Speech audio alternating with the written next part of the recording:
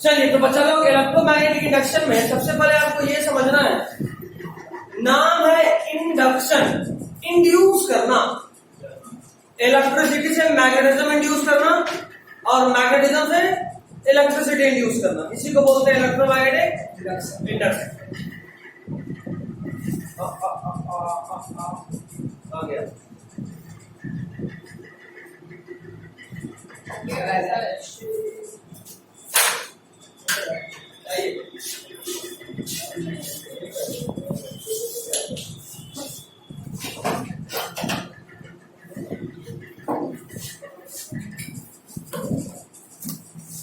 Page 233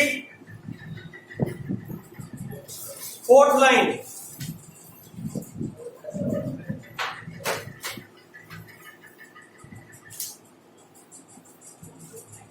page 233 fourth line.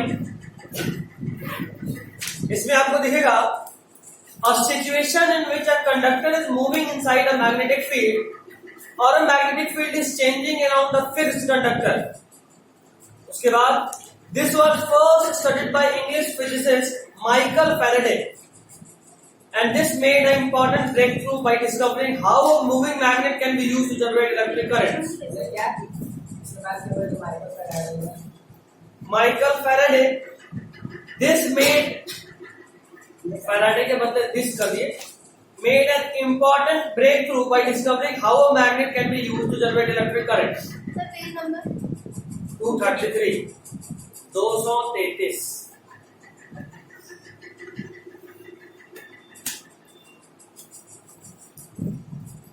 इस experiment से पहले ऐसा माना जाता था, सारी नहीं है, इस एक्सपेरिमेंट से पहले यही माना जाता था कि इलेक्ट्रिसिटी और मैग्नेटिज्म एक दूसरे को इन्फ्लुएंस कर सकता है, लेकिन एक दूसरे को जनरेट नहीं। मतलब इलेक्ट्रिसिटी के साथ मैग्नेटिक फील्ड का कुछ पार्ट होता है, इसलिए करंट कैरिंग कंडक्टर पे मैग्नेटिक फील्ड का असर पड़ता है। उसी तरह करंट कैरिंग कंडक्टर में भी कुछ मैग्नेटिक फील्ड का पार्ट होता है, इसलिए करंट कैरिंग कंडक्टर से मैग्नेटिक नीडल कंपास को कुछ फर्क पड़ता है, लेकिन इतना भी नहीं कि वो जनरेट ही कर दे। इस एक्सपेरिमेंट के बाद ये पता चला कि दोनों अलग अलग नहीं, एक ही चीज का दो पहलू है, एक ही चीज का दो पहलू। आप एक ही चीज को दो अलग अलग तरीके से रिप्रेजेंट कर रहे हो, जरूरत पड़ने पे आप उसको एक दूसरे के फॉर्म में कन्वर्ट भी कर सकते हो। They are interconvertible, they are interconvertible, वो आपस में कन्वर्ट किए जा सकते हैं। अच्छा, पर इतने लेट से क्यों आए? जानता पता है तो 10-15 मिनट छुट्टी हो। सर, तो आधा घंटा हुआ ना, मतलब 20 मिनट लेट हुए हम लोग। तो 20 मिनट पड़ेगी। नेक्स्ट ये एक्टिविटी बहुत इंपॉर्टेंट है 234 में, ये डायग्राम जो दिख रहा है फैराडे का, ये भी बहुत इंपॉर्टेंट है, इसको आप ध्यान में रखिएगा।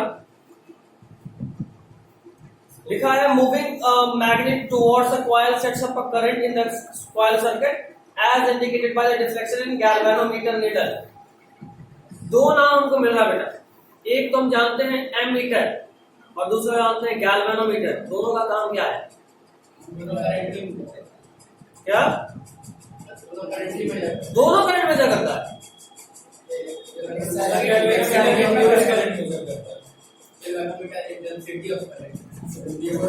आपको क्या लगता है मैडम? Induce current.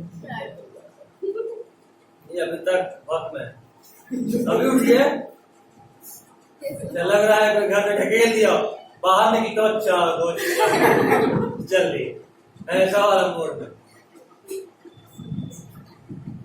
गैल्वेनोमीटर और एमीटर दोनों करंट मेजर करता है। डिफरेंस, एमीटर थोड़ा बड़ा अमाउंट ऑफ करंट को मेजर कर सकता है, जबकि galvanometer minute amount of current को भी मेजर कर लेता है। तो galvanometer is more sensitive to current. देख लीजिए गैल्वेनोमीटर को अंडरलाइन करके,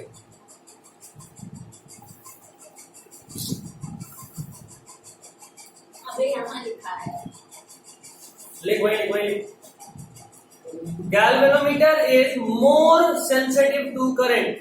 मोर सेंसिटिव मतलब छोटे छोटे चेंज को भी ये पता कर सकता है। Galvanometer is more sensitive to current. Right. It is more sensitive to current. अब इसी को एक अलग फॉर्मेट में समझते हैं। हमने बात करा ये ज्यादा सेंसिटिव है करंट का, ठीक है। कर ये रहे हैं या करंट प्रोड्यूस तब हो रहा है when there is relative motion, ये भी इंपॉर्टेंट है।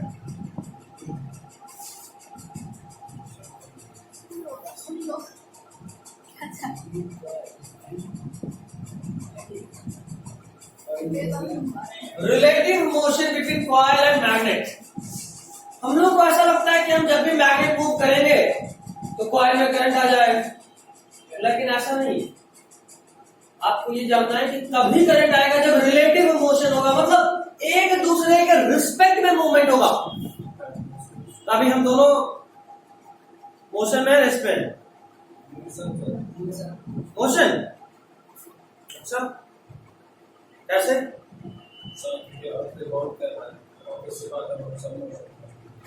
मोशन में तुमसे पूछेंगे कि हम चल रहे, तुम क्या बोलोगे?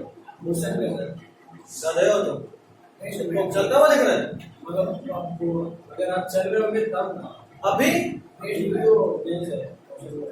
मोशन में, अभी कैसे मोशन में? बात क्या रहे थे? अच्छा, बात मोशन मतलब डिस्प्लेसमेंट चेंज होना चाहिए, वो मूवमेंट है।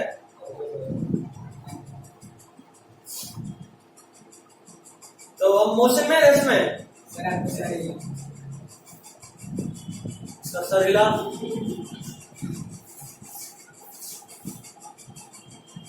सरिला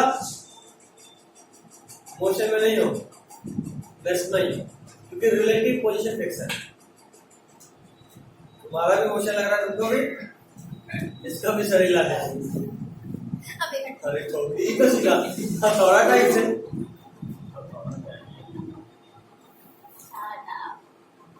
समझना जरा, मोशन हमेशा रिलेटिव चीज है, डिपेंड करता है किसके रिस्पेक्ट में बात कर रहे हैं। अभी हम दोनों रेस्ट में हैं आपस में, लेकिन कोई तीसरा आदमी जो चलता हुआ ट्रक पे खड़ा हो एकदम सिंगल स्टाइल में,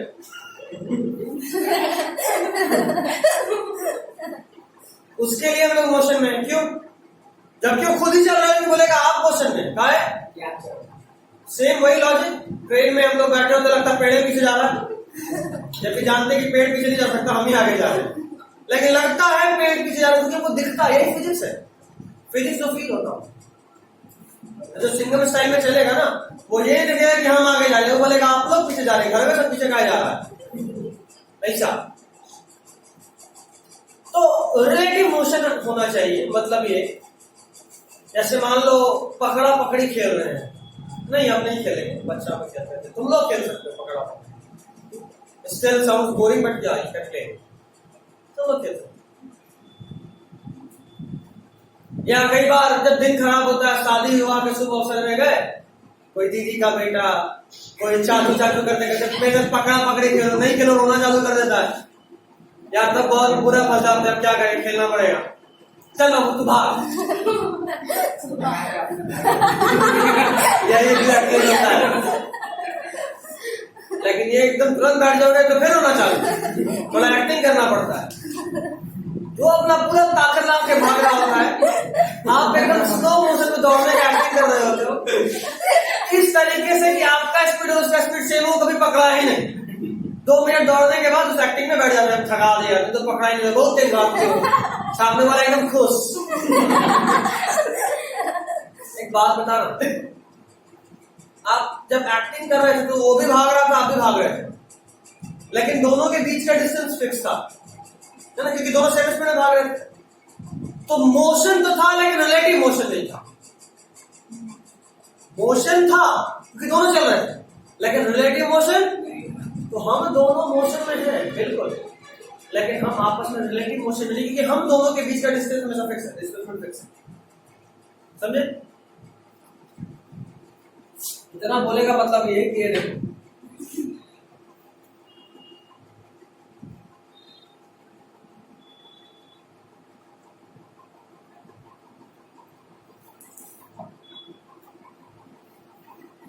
और यहाँ एक मैग्नेट, इस मैग्नेट को आप जब लाओगे और ले जाओगे तो इसमें कुछ रिफ्लेक्शन दिखेगा, यही था इलेक्ट्रोमैग्नेटिक इंडक्शन। अब क्या कर रहे हैं, ये दे दिए जानर को, भाग भाग भाग, पकड़ा पकड़ी खेलते हैं, ठीक है, और ये मैग्नेट दे दिए सुहाने को, दोनों का स्पीड सेम है।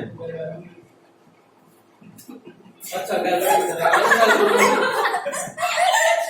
ठीक है, ताकि करंट सेंसिटिव हो, ठीक है, दोनों को भगा दिए।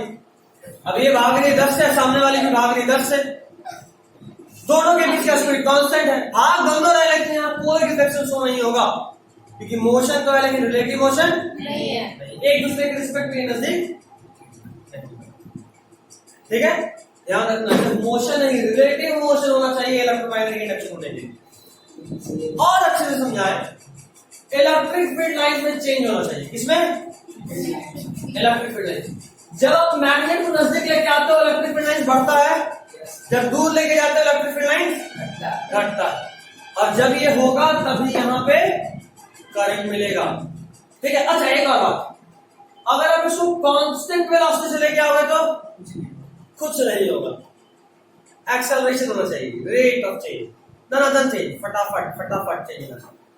अगर ये फटाफट मैग्नेट का फील्ड लाइन चेंज नहीं होगा तो नो यूज, समझे, करंट प्रोड्यूस। एक और बात, मैग्नेटिक फील्ड लाइंस का बढ़ना और मैग्नेटिक फील्ड किसका कॉपी, आगे बैक सर नहीं रहने दीजिए ना, क्यों, ऐसे ही सर, इसका फोन था, वाव, नहीं हमको पता था फोन तेरा वही है, मतलब कौन सा वाला, मैसेज वाला हम नहीं, व्हाट्सएप चेक करेंगे,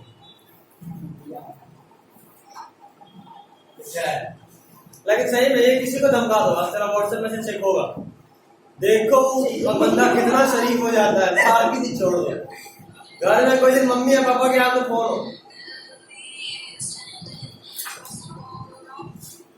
सबसे बड़ा टेंशन यही होता है कि बस मैसेज कोई नहीं करते, खासकर सबसे बेस्ट फ्रेंड, बाकी जिसका आना है आजा कार करके, मैसेज तो ठीक है सर, कॉल कर नहीं कॉल में फिर भी वो लोग नहीं उठाएंगे, समझ जाएंगे दोस्त का छोड़ दो, मेरे को गलत है, सबको बेस्ट है, आवाज में अंतर है तुम्हारे और पापा में, हाँ तब फिर ठीक है, कई बार आवाज सेम होता है तो फोन उठा और बस चालू, तब दिक्कत हो जाती है, ये नहीं होता, और कुछ होता है। जैसे ही फोन लिए बस यहाँ हार्ट बीट बढ़ा हुआ था, किताब सामने खुला है लेकिन ध्यान हुआ है क्या हो रहा है, यहाँ तक कि खाली battery switch on switch off, मतलब क्या बोलते हैं, फिंगर लगा के ऑन ऑफ भी कर रहे हैं ना, तब भी टेंशन हुआ था आखिर चल क्या रहा है, मेरा कौन सा ऐप में काम हो रहा है, व्हाट्सएप छोड़ो, व्हाट्सएप क्या, इंस्टा में भी वही आ रहा है, सर इंस्टा पे ही ज्यादा आ रहा है, इंस्टा पे जाता है, yes sir, WhatsApp is like you know nonsense, तभी तो चेक करते हैं, नहीं नहीं नहीं, ये ठीक है। वैसे इसका भी मेरे पास तोड़ है, लेकिन मैं किसी को बताने वाला नहीं, प्लीज सर, क्यों सर क्यों, तोड़, सामने वाला कोई तुमसे फोन ही इसलिए मांगा कि इनको फोन चेक करना है, बाप रे बाप, नहीं करता है, मेरे घर में यही चीज अब एक बात कर, अगर सामने वाला आपके साथ कर ही दिया था, आपको लगने सर तो घर नहीं उसका भी उपाय है मेरे पास, घर से बाहर निकाल देगा, ये नहीं कर सकता, सर घर से बाहर निकाल देगा, तो ऐसे भी डेली बाहर निकल नया क्या निकले, तो पेरेंट्स बोलेंगे नहीं नहीं घर के बाहर जा रहे हैं, घर के अंदर लॉक कर रहे हैं, घर के बाहर तो फिर इसका पार्टी हो जाएगा, ये तो चाहती है घर के बाहर रहे। उसका उपाय है कि अपने लैपटॉप में व्हाट्सएप हमेशा कॉन्फ़िगर करके रखें, जहां फोन दीजिए, फोन करके ठीक है, पढ़ाई के लिए लैपटॉप खोल लीजिए, तेरा पूरा व्हाट्सएप तेरे कंट्रोल में है, सर व्हाट्सएप पे बोलते हैं लेकिन जब 2 दिन बाद मिलेगा तो ऑटोमेटिक वापस ना आता है, नहीं ऐसा कुछ नहीं, अभी आप बच्चे हैं, मेरा कनेक्ट है, पापा भी कभी ऑफिस से काम करते हैं, अच्छा तब इशू है, तब इशू, तो दोनों में ही पापा से कहते हैं व्हाट्सएप पे खोलना है, ये एक और कर सकते हो, शट अप, ऐप डाउनलोड कर लो पापा ऐप पे करते हैं काम या क्रोम पे करते हैं व्हाट्सएप? जैसे क्रोम से अपना ऑफिस का फाइल डाउनलोड करते हैं, में जाते हैं व्हाट्सएप पे से भेजते हैं। ठीक, पापा को क्रोम दे दो, खुद अपने पास वो रख लो ऐप व्हाट्सएप का। पापा का दोनों पे कॉन्फ़िगर होता है। अबे एक व्हाट्सएप से दोनों काम हो सकता है, व्हाट्सएप वेबसाइट को डालो। बिजनेस से उनका अकाउंट वाला अच्छा, दो अलग है, तब तो अच्छा है। इंस्टाग्राम पे दुख दर्द पीड़ा। इसके लिए हम दो लैपटॉप रखे हैं। वाह। मेरा पापा नहीं का है। कोई बात नहीं, मेरे पास एक्चुअली 3 है। और तुम्हारा एक भाई दे दिया, जा दूसरा जिंदगी जी ले। और 2 मेरा है। चलो ठीक है ना, बड़े आदमी हैं। बड़े लोग सर दान कर दीजिए। अच्छा 8.6 और से लेके दे एक ऑफिस का ये दिन छोड़ेंगे उस दिन वापस ले लेगा, वाह। तो कोई और ज्वाइन कर लेंगे, ऐसा जो एप्पल का दे। तो ये ना और तब नहीं बोलेंगे किसी को कि ये ऑफिस का है, तब ये बोल रहे मेरा है। ये देखो, रिलेटिव चेंज होगा अगर फ्लक्स बढ़ते वक्त या अगर फील्ड लाइंस बढ़ते वक्त, ठीक है ना, फील्ड लाइंस अगर बढ़ रहा है तब जो करंट का डायरेक्शन होगा, फील्ड लाइंस घटते वक्त उसका ठीक ऑपोजिट होगा। तो अगर आप ला रहे हो तब जो डायरेक्शन है, तो जब वापस करोगे तो उल्टा करंट होगा, है ना। एक बार में अगर इसमें क्लॉकवाइज मान लो नजदीक लाने पे ऐसे करंट है, तो जब वापस लेके जाओगे यहां से तो ऐसे बोल रहे हो। अब क्या बस मार करना है, lens low, lens low, Fleming's left and right hand low. 20 minute sir कोई है।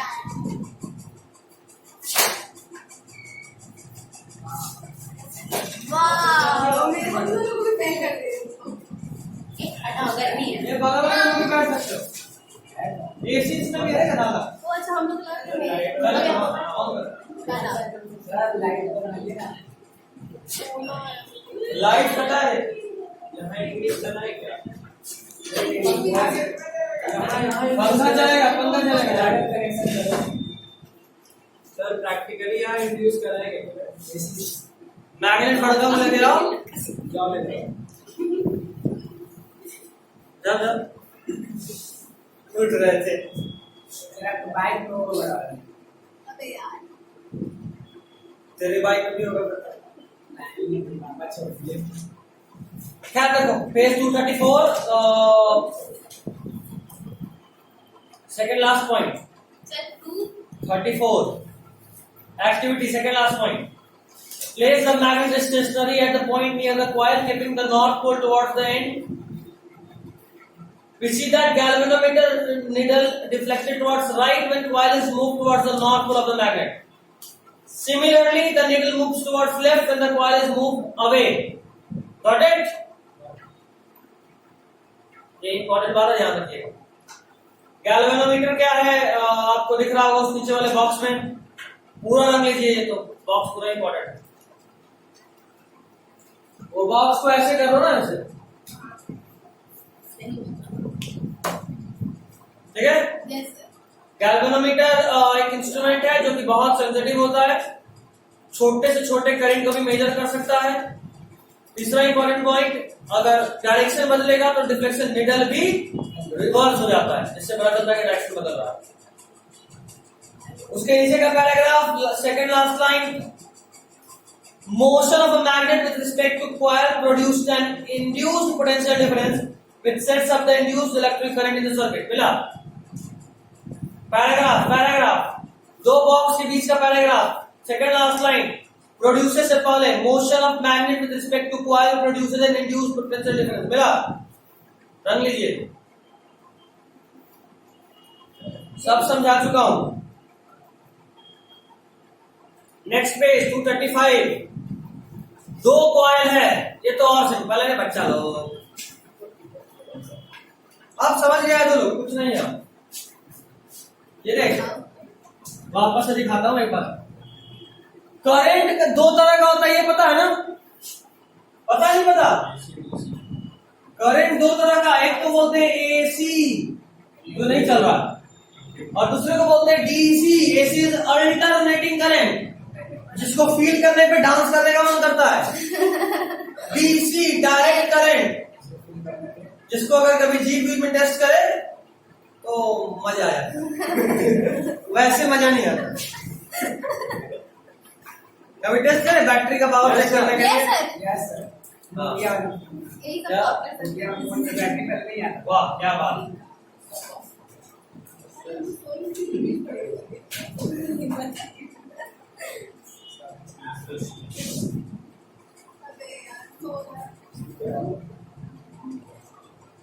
अच्छा ये देखो ये एसी करंट का सिंबल है। किसका सिंबल? एसी करंट का। और एसी करंट का खास बात यह है कि इसमें जो करंट का वैल्यू है वो हर सेकंड चेंज होता है। तो भले ही डिस्टेंस सेम है, लेकिन क्योंकि करंट ही लगातार बदल रहा है, तो करंट, इस करंट की वजह से जो मैग्नेटिक फील्ड बन रहा होगा यहाँ पे वो भी लगातार बदल रहा है। और अगर मैग्नेटिक फील्ड लगातार बदल रहा है तभी पढ़े कि करंट इंड्यूस हो जाता है, समझे? तो जब तक यहाँ पे करंट फ्लो करता रहेगा तब तक यहाँ भी एक नया तरह का करंट जनरेट होता रहेगा। इस वाले सर्किट में होने वाले करंट के चेंज से इस वाले सर्किट में भी करंट इंड्यूस हो जाएगा। बुझाया?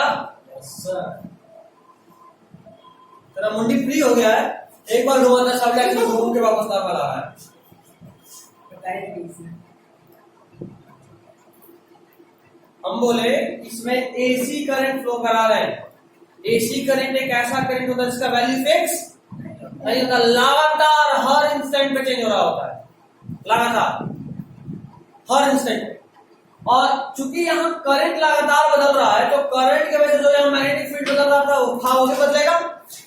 याद करो, B is directly proportional to I, B is inversely proportional to R। तो अगर I लगातार चेंज हो रहा तो B भी चेंज हो रहा होगा ना?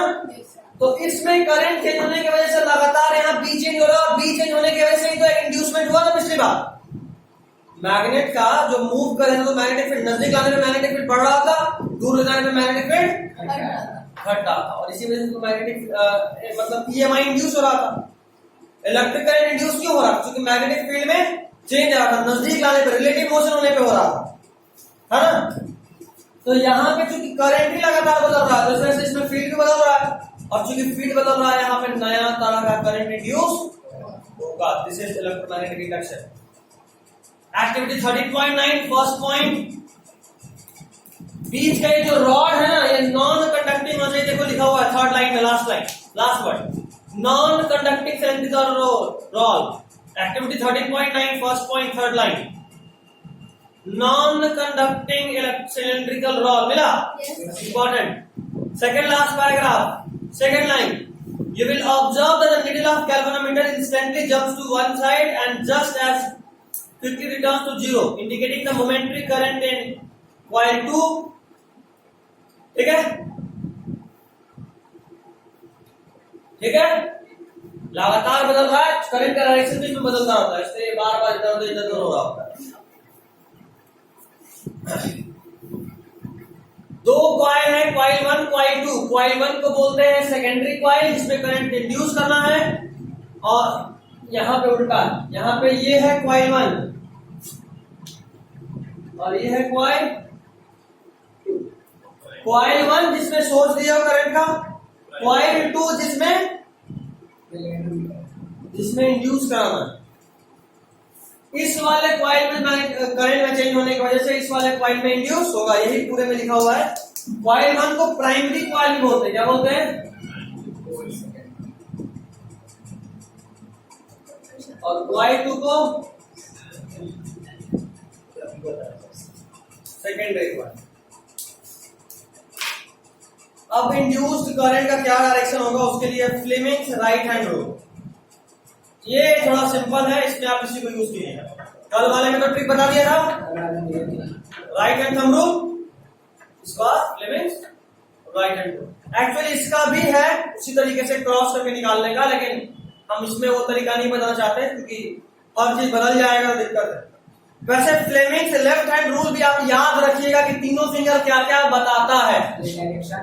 ठीक है, ये याद रखना है। भले ही आंसर निकालने के लिए लूला बनने का जरूरत नहीं, आप सीधा हाथ से राइट हैंड थंब रूल से निकाल लीजिए आंसर के लिए, नहीं तो ऐसे आप याद रखिए कि फोर फिंगर क्या, मिडिल फिंगर क्या और थंब क्या।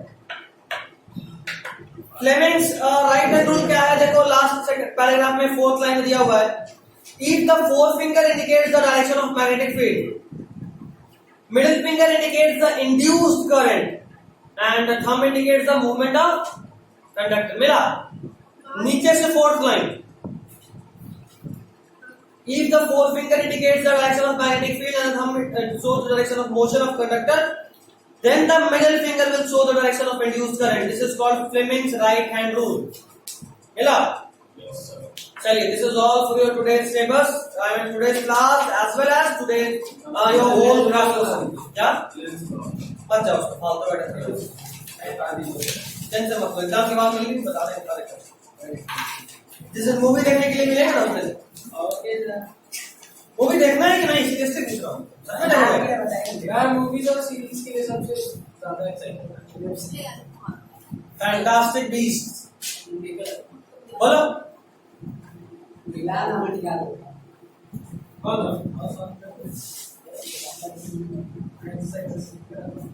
क्या निकालना है बताओ ना। Total resistance, total resistance R1 R2 by R1 plus R2, यहाँ पे 1 by R इक्वल टू निकाले इस सबका, फिर ये दोनों भी आपस में पैरेलल होगा और फिर पैरेलल करके हाँ सीरीज हाँ फिर पूरे करके ऐड कर, ठीक है? चलिए, this is all for today.